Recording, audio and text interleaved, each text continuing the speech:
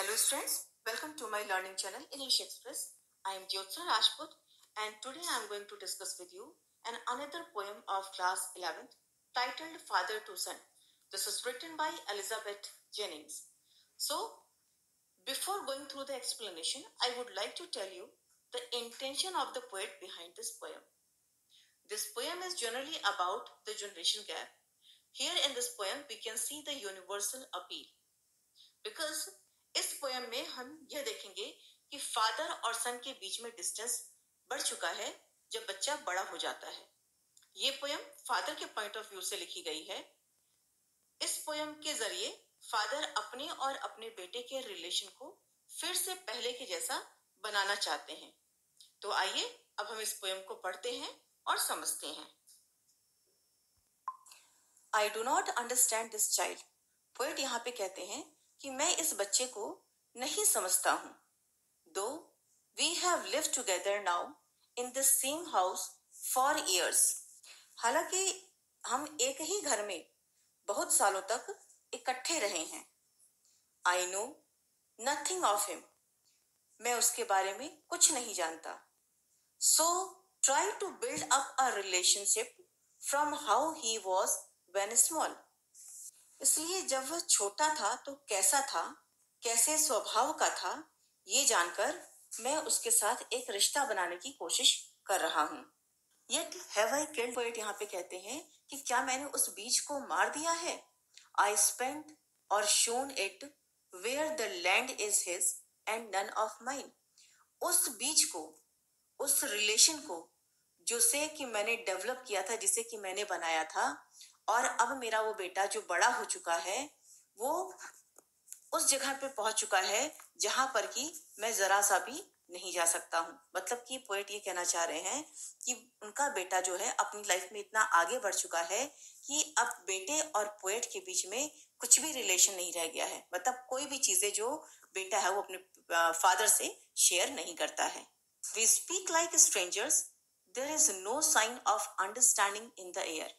फिर पोएट कहते हैं यहाँ पे वी स्पीक लाइक स्ट्रेंजर्स, मतलब कि हम अजनबियों की तरह बातचीत करते हैं।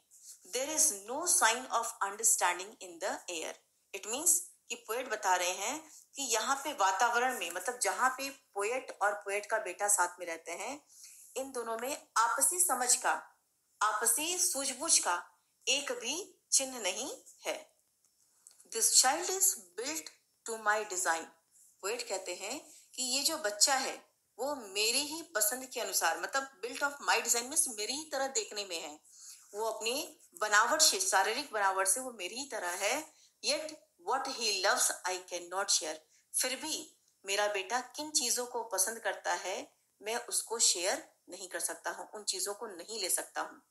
यहाँ पे ये पोएट बता रहे हैं कि फादर और बेटे के बीच में जो एक जनरेशन गैप है वो इतना अधिक हो गया है, इतना अधिक डिस्टेंस हो गया दोनों के बीच में कि फादर और बेटे एक दूसरे की पसंद और नापसंद को नहीं जानते हैं। साइलेंस सराउंड्स अस। पोएट कहते हैं कि हमारे चारों तरफ चुप्पी रहती है। I would have him prodigal returning to his father's house, the home he knew, rather than see him make and move his world.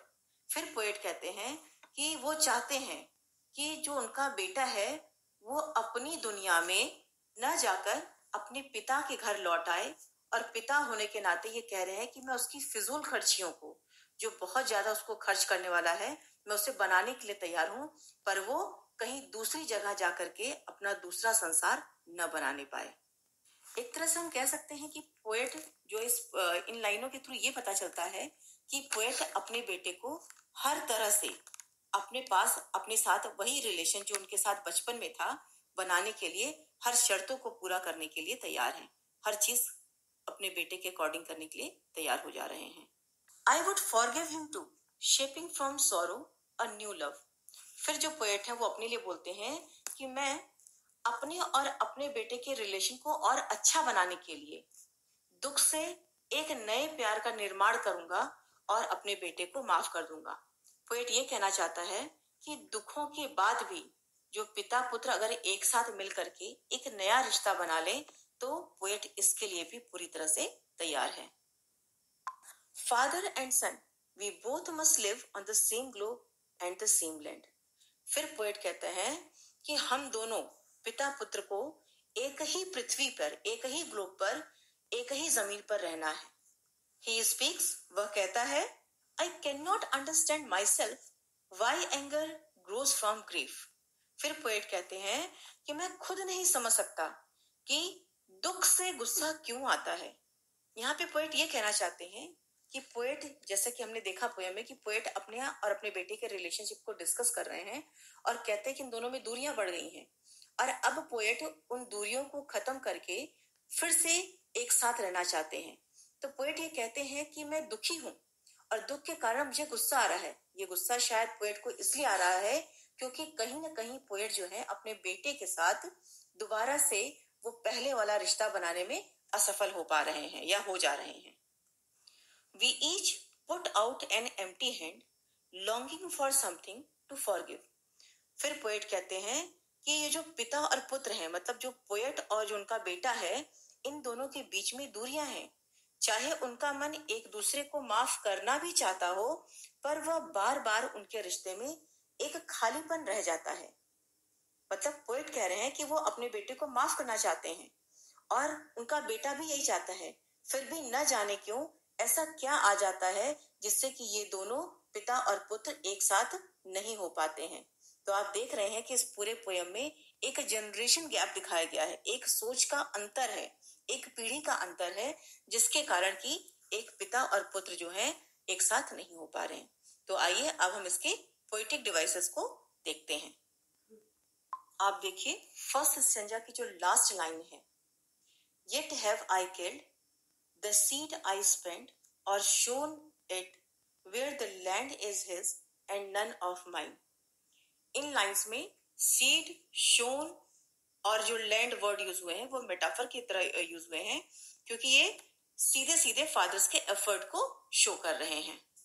दूसरा मेटाफर का यूज हम देख सकते हैं थर्ड स्टैंजा की फर्स्ट लाइन में, I would have him prodigal returning to his father's house. दूसरा जो फिगर ऑफ स्पीच यूज हुआ है वो एलिट्रेशन।